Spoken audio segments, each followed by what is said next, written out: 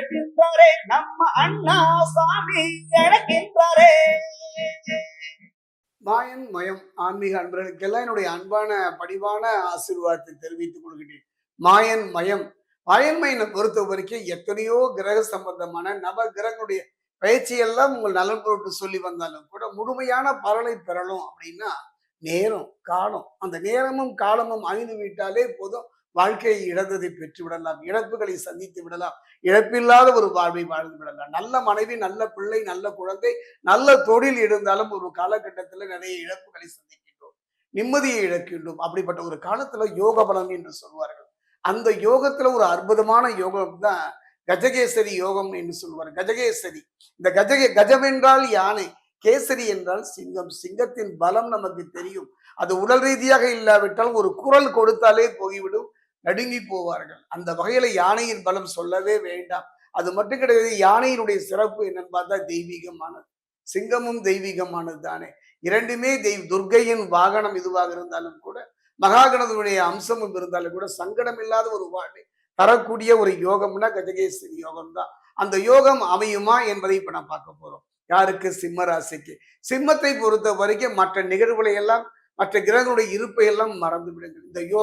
இந்த யோக பலன் 2026 தான் ஒரு கிட்டத்தட்ட ஒரு அது குரு பயிற்சியான ஒரு 4-5 மாதங்களுக்கு பிறகே தொடங்குகின்றது.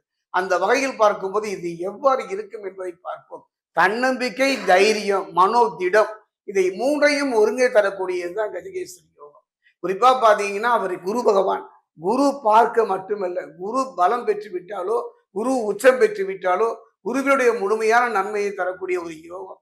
அந்த வகையில் பார்க்கும்போது சிம்மத்துக்கு எவ்வாறு இருக்கும் என்பதை இப்ப நம்ம பார்க்க போறோம். மாயன் மைனை நீங்க தொடர்ந்து சப்ஸ்கிரைப் பண்ணி ஆதரவு தருவீங்க, ஒரு நம்பிக்கை உண்டு.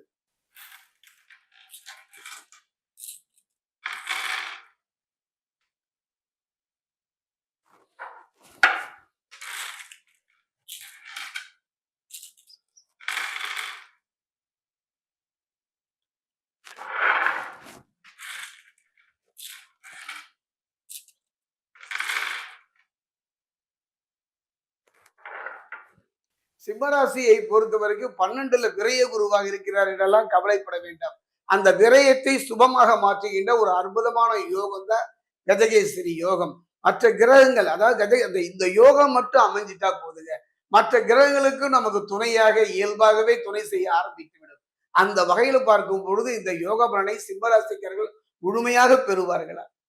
இழந்ததை திரும்ப பெறுவார்களா? எல்லாம் இருந்தும் இல்லாத ஒரு விரக்தி நிலையில் வாழ்கின்றேனே, இந்த நிலை மாறுமா? நல்ல தொழில் அமையுமா? நல்ல வாழ்வு அமையுமா? நல்ல முறையில் தான் திருமணம் நடந்தது, ஆனால் அதில் எத்தனை பிரச்சனைகளை சந்திக்கின்றோம். அழகாக ஆசையாக செய்த காதல் திருமணமா இருந்தாலும், பெரியவங்க பார்த்து வைத்து திருமணமா இருந்தாலும் ஒரு போராட்டமாகவே மாய்ந்து விட்டது. இனியாவது நன்றாக நடக்கும், கண்டிப்பாக நடக்கும், உறுதியாக நடக்கும். காரணம் என்னன்னு பாத்தீங்கன்னா, ராசிநாதன், உங்களுடைய ராசிநாதன் யாருன்னு பாத்தீங்கன்னா ஆத்மகாரகன், பிதுர்காரகன் என்று சொல்லக்கூடிய சூரியன் பலம் பெற்றிருக்கின்ற ஒரு நேரம் தான் இந்த கஜகேசரி யோகத்துல.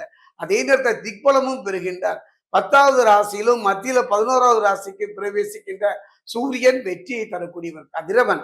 அதே நேரத்துல குரு மட்டுமல்ல, குரு இருக்கின்ற இடம் எந்த இடம் பார்த்தீங்கன்னா சந்திரனுடைய இடம். சந்திரன் யாருன்னு பாத்தீங்கன்னா மனோகாரகன். மனது ரீதி ஒரு மனிதன் வாழ்க்கையில வெற்றி பெறணும், ஒரு சூட்சமா சொல்றேன், ஒரு ரகசியம் சொல்லிட்டுங்களாங்க.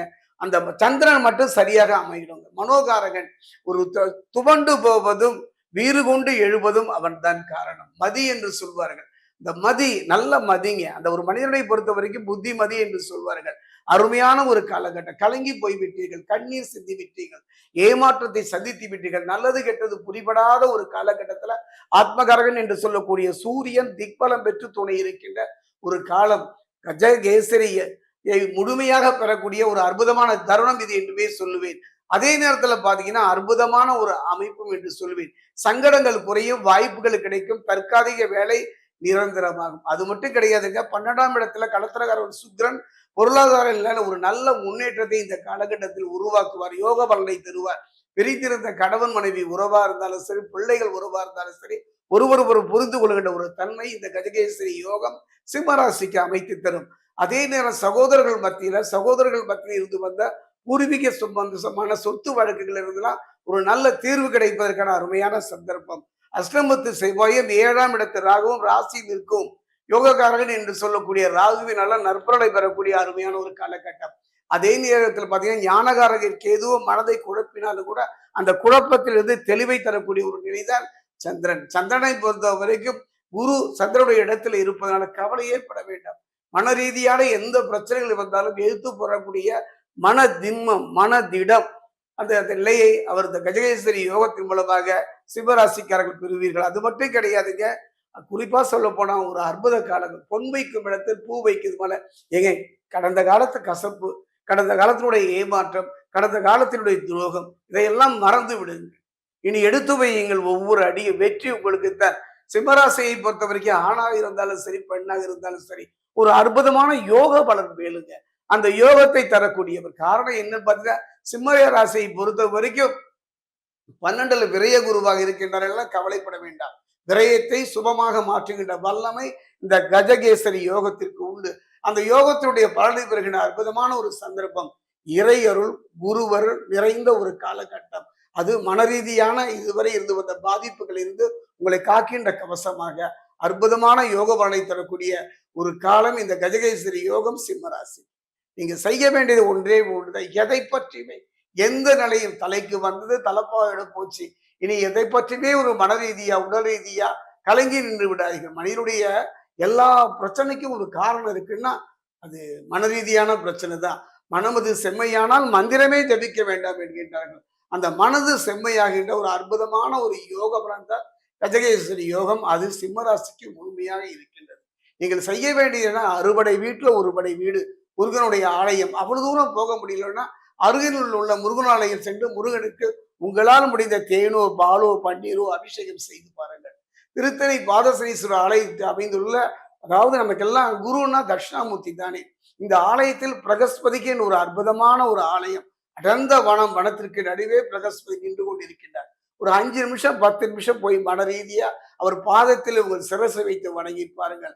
கஜகேசரி யோகத்தை முழுமையாக தரக்கூடிய ஒரு அற்புதமான காலம் சிம்மராசி.